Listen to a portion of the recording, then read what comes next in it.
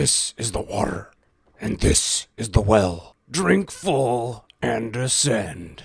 Twin Peaks is my favorite television series of all time. I finally got my hands on the newest version available on physical media, which includes a 4K version of both the original pilot and Episode 8 of The Return. If you're new to this channel, I have done a previous video comparing the gold box set to this Blu-ray set. I talked about all the special features, did a side-by-side and everything, and today that's basically the goal here. As of right now, this is the most comprehensive and complete version of Twin Peaks on the market that you can still get. Now, I don't have the 2001 Season 1 DVD release. That does have some commentaries that didn't make it on any other release after that. And the gold set is actually my favorite version because it has special features that, again, didn't make it onto any sets after, including the Georgia Coffee commercials, the entire SNL skit, and the Falling music video. This set, from Z to A, includes pretty much everything from this set and this set. So let's check out this 4K. Alright, here we are. This is the opening side-by-side comparison shot. We've got, obviously, the Blu-ray disc on the left and the 4K on the right. Immediate difference is it looks like the 4K actually has a little bit less saturation, just a tiny bit. And before we get too deep into this, I do want to remind you that, that you're not watching this on a 4K device, I imagine. And if you are, I still didn't upload this video in 4K, or edit it in 4K. This stuff is compressed, so keep that in mind. It has to be any way to do a side-by-side like this. So, obviously one of the best television intros of all time. But look at the lettering differences here. The size differences, the framing here. Because this is the full frame scan of each of these. That lettering is wildly different. It looks, I'm sorry, but the Blu-ray looks better here. Now the 4K colors look more like what you would see on a TV, I feel like, back in the day, but that doesn't necessarily equate to better. Look, for example, at the saw tooth on that saw blade on the bottom right. See how there's a little bit of extra space under the one on the left on the Blu-ray? Same thing with the top of the frame. If you're looking at those mechanical devices, there's pieces you can't see on the 4K. The picture is zoomed in significantly. I don't know if that's what's attributing to the letters being bigger too. Interestingly enough, I did put another type of side-by-side together for this. So, as you can see here, this is another type of side-by-side. On the left, it's cut down the middle. You will see the Blu-ray, and on the right, the 4K. It's a lot harder to notice on this. There are moments where it doesn't line up entirely, though, so we're going to take a look at some of this stuff. Perfect example here, the lettering, not only is it wrong size, but it's also colored pretty differently.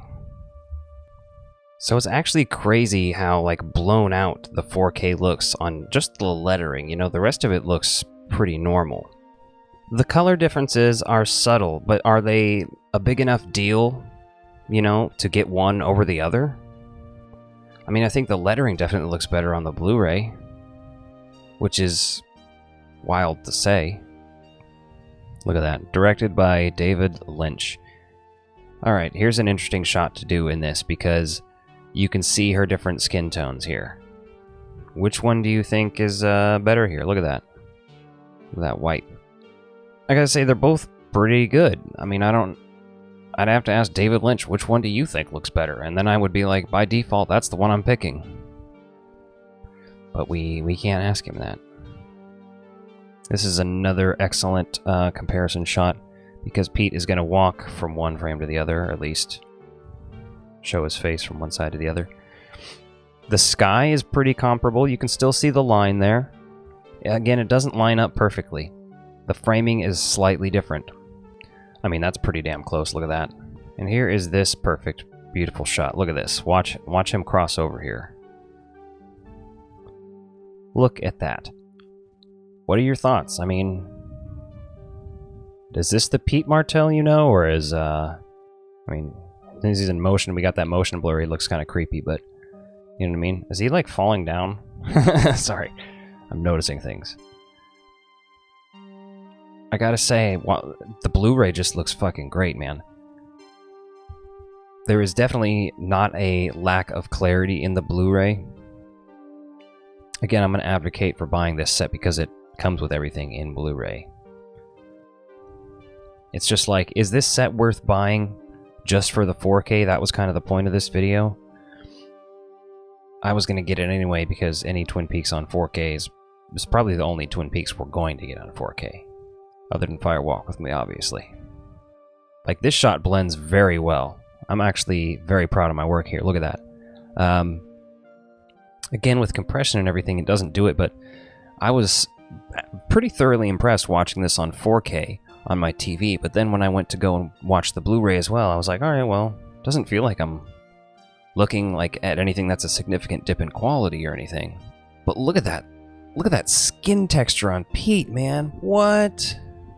Look at his face. That's crazy. That's a crazy shot. Shots like this are really interesting to look at just because you can see how the color differences in the truck itself here. Like, look at that. He's driving a Bronco. I've never noticed that before, but hell yeah. Alright, and here's Harry splitting through here, right? Look at his skin tone. Which is the Harry Truman that you know? Is it this one? Or is it this one? Leoshi.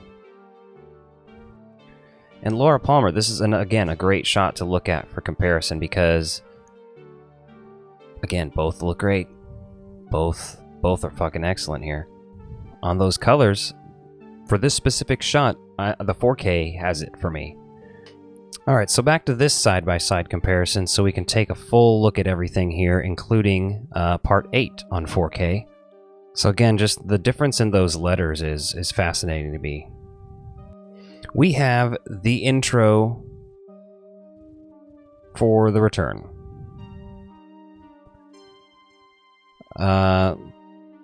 Beautiful shots in this too, by the way, like these rocks and the waterfall and everything.